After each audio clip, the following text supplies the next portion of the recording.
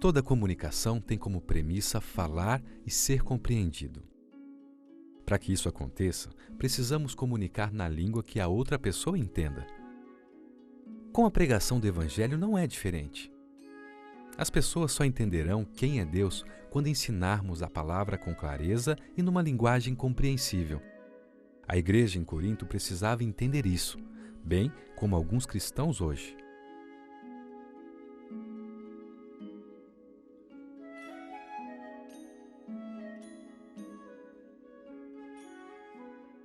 Na primeira carta aos Coríntios, capítulo 14, no verso 1, o apóstolo Paulo diz: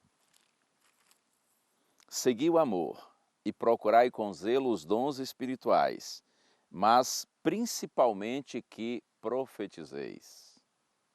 Lendo os capítulos 12, 13 e 14 desta carta, a gente vê que o apóstolo Paulo dá uma excelente explicação a respeito dos dons espirituais, que são habilidades especiais concedidas pelo Espírito Santo àqueles que se convertem, àqueles que se tornam discípulos do Senhor Jesus Cristo.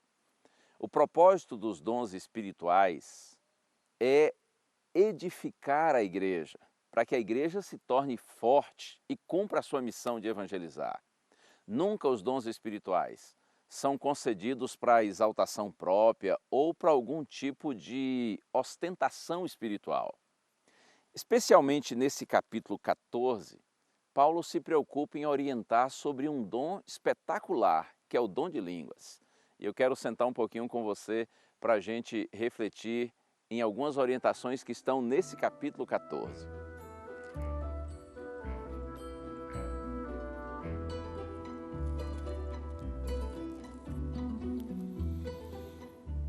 Bem, no verso 2 está escrito assim: Pois quem fala em outra língua não fala a homens senão a Deus, visto que ninguém o entende, e em espírito fala mistérios. Quem fala em outra língua. Se na sua Bíblia está escrito quem fala língua estranha, acredite, essa palavra estranha, ela não consta em nenhum dos manuscritos, em nenhum texto original da Bíblia. Esta palavra foi acrescentada por um tradutor de acordo com sua compreensão, de acordo com sua interpretação. A palavra língua, na língua grega, no grego, não é que é o texto original do Novo Testamento, é glossa. E glossa significa idioma. Você sabe qual foi a primeira vez que Deus concedeu o dom de línguas à sua igreja? Esse registro está no livro de Atos dos Apóstolos, capítulo 2. Se você ainda não conhece, pode depois estudar com bastante calma. Mas em síntese é assim. Lá está escrito que os apóstolos eles estavam reunidos em oração quando o Espírito Santo desceu sobre eles. E eles receberam essa capacitação sobrenatural de falarem outras línguas. Naqueles dias em Jerusalém estavam reunidas pessoas de diversas partes do mundo e que, é claro, falavam línguas diferentes. E os apóstolos, naquele momento em que receberam o dom de Deus, eles passaram a pregar nas línguas, diversas línguas daquelas diferentes pessoas. E é claro que elas entenderam, tanto é que elas diziam assim: ora, não são galileus esses homens que estão pregando? Como, pois, nós os ouvimos falar em nossa própria língua materna?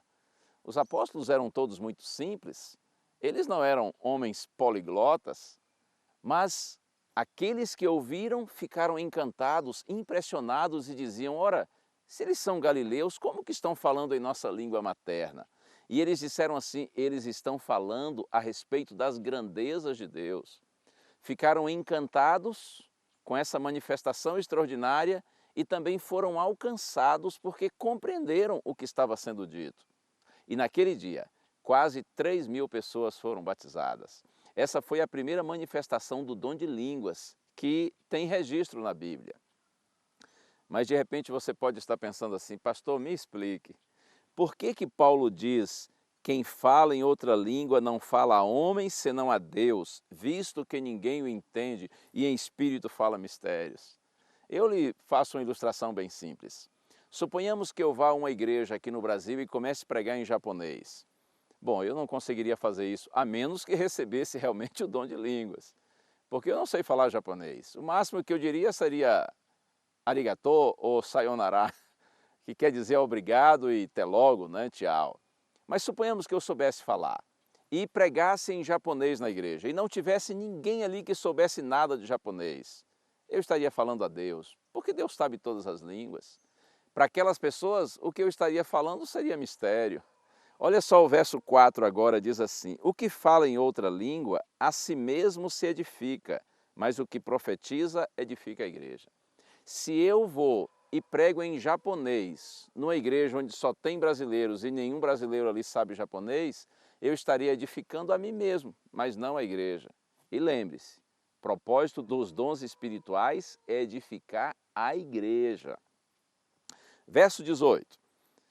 Dou graças a Deus, porque falo em outras línguas mais do que todos vós. Paulo era poliglota, era um homem muito culto. Verso 19. Contudo, prefiro falar na igreja 5 palavras com meu entendimento para instruir outros, a falar 10.000 palavras em outra língua. Se eu vou a uma igreja, eu prefiro falar 5 palavras apenas que o povo entenda bem, a falar 10.000 palavras que o povo não entenda nada. E olha só o verso 20.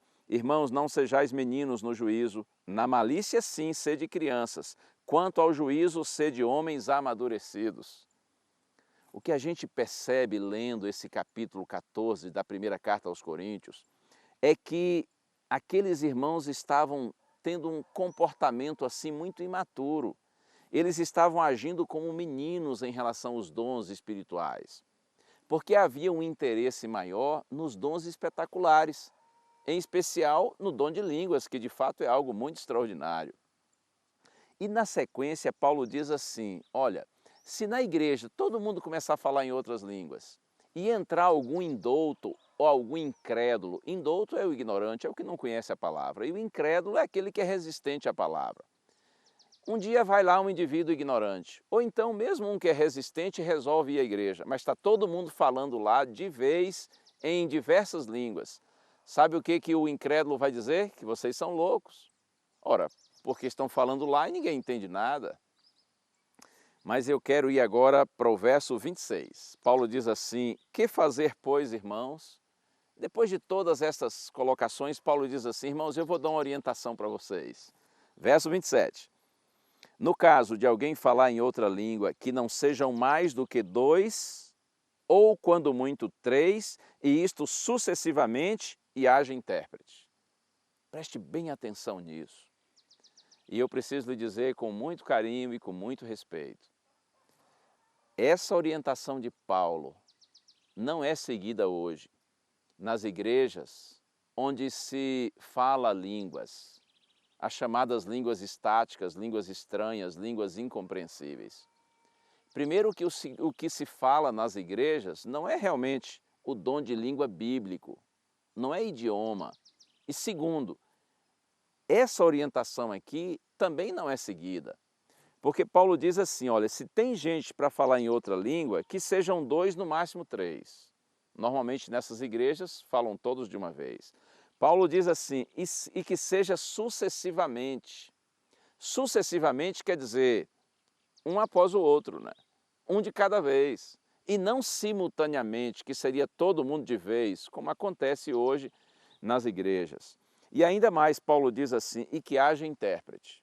Tem que ter alguém lá para explicar para os outros o que está sendo dito nesse idioma diferente. Verso 28, mas não havendo intérprete, fico calado na igreja, falando consigo mesmo e com Deus. Eu quero falar numa outra língua, mas não tem ninguém para interpretar ali, para explicar para os outros, para que eles sejam instruídos, para que eles sejam edificados. Bom, como não tem ninguém para interpretar, eu tenho que ficar calado. Aí Paulo diz assim, fale consigo mesmo e com Deus. Fique ali nos seus pensamentos em oração, falando com Deus, porque Deus entende todas as línguas. Não havendo intérprete, fique calado. De repente alguém dirá assim, mas eu não consigo ficar calado. Quando o dom vem, eu tenho que falar. Paulo não aceitava essa pretensão. Veja no verso 32, os espíritos dos profetas estão sujeitos aos próprios profetas, porque Deus não é de confusão e sim de paz. E no último verso, Tudo, porém, seja feito com decência e com ordem. Igreja não é lugar de bagunça, igreja não é lugar de todo mundo falar de uma vez, igreja não é lugar de ninguém estar pulando, estar caindo, estar se jogando, enfim. O culto deve ser feito, diz o apóstolo Paulo, com decência e com ordem. Uma vez que estive em Manaus, eu era nessa época um jovenzinho aí com uns 19 anos, estudante de teologia, eu conheci um senhor, membro de uma igreja evangélica. E logo no início da conversa com ele, percebi ser um homem muito sincero, muito consagrado a Deus, um verdadeiro homem de Deus. Tivemos uma boa conversa sobre vários assuntos espirituais, mas algo que eu nunca esqueço. O momento quando ele me disse assim, eu só tenho uma tristeza na minha experiência cristã. E ele já era um cristão de muitos anos. Ele disse assim, é que eu ainda não fui batizado com o Espírito Santo. E eu disse, mas como assim? O Senhor é um homem batizado com o Espírito Santo, sim? Ele disse, não, eu nunca consigo falar a língua estranha. E eu disse, mas por que o senhor não consegue falar essa língua estranha? O senhor imagina que não é batizado com o Espírito Santo? Ele disse, é isso mesmo. Oh, que triste. Eu procurei orientá-lo. Inclusive citei para ele 1 Coríntios 14 e mostrei para ele que a grande marca da presença do Espírito Santo em nós, do nosso batismo com o Espírito Santo, não é nenhum dos dons espirituais, mas é, sobretudo, o fruto do Espírito. É amor, alegria, paz, longanimidade, benignidade, bondade, fidelidade, mansidão, domínio próprio. Isso é Gálatas capítulo 5, verso 22. Depois que nós tivemos a conversa, eu vi que os olhos dele foram se enchendo de lágrimas, porque ele ficou feliz pela compreensão que Deus lhe deu através de sua palavra. Em nome do Senhor Jesus Cristo, não alimente essa ideia de que o dom de línguas ou qualquer outro dom faz com que você se torne um crente superior, ou a ausência desse dom faz de você um cristão inferior a outro. Que Deus nos abençoe. Que o Senhor tenha misericórdia de nós e nos dê compreensão correta desse aspecto.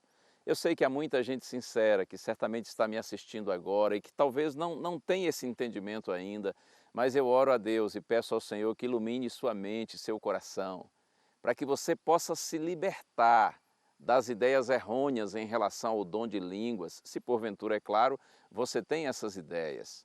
E que você, pela graça do Senhor, descubra qual é ou quais são os dons espirituais que o Senhor, por sua graça, já lhe concedeu. E use esses dons para a edificação da igreja. Use esses dons para que a igreja seja forte e evangelize, porque nós precisamos alcançar o mundo com a palavra do Senhor. A graça do Senhor Jesus Cristo e o amor de Deus e a comunhão do Espírito Santo sejam com todos vós.